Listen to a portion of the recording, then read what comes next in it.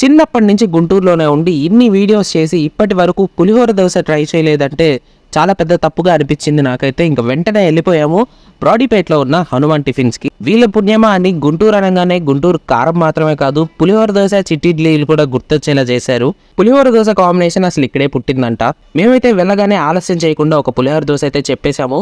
పల్చగా దోశ వేసి దానిపైన పులిహోర, నెయ్యి, కారము వేసి మంచి రోస్ట్ చేసి మడతెట్టి ఇస్తరాకులో పెట్టి ఇచ్చేస్తున్నారు. 2 రకాల చట్నీలు అయితే ఇస్తున్నారు. నిమ్మకాయ పులిహోరతో చేశారు. పులిహోర దోశ కాంబినేషన్ చాలా అంటే చాలా బాగుంది. గుంటూరు వస్తే మస్ట్ ట్రై చేయండి. ఇంకా దాని తర్వాత మేమైతే చిట్టి ఇడ్లీలు చెప్పాము. 10 ఇడ్లీలు పెట్టి ఫుల్గా కారప్పొడేసి నెయ్యి వేసి ఇస్తున్నారు. వేడి ఇడ్లీలు ఏమా ఉన్నాయి, చాలా అంటే చాలా బాగున్నాయి. ఎస్పెషల్లీ ఇక్కడ ఉండే అల్లం పచ్చడితో తినాలి. టేస్ట్ మాత్రం వేరే లెవెల్ అనమాట. చాలా చాలా చాలా నచ్చినాయి.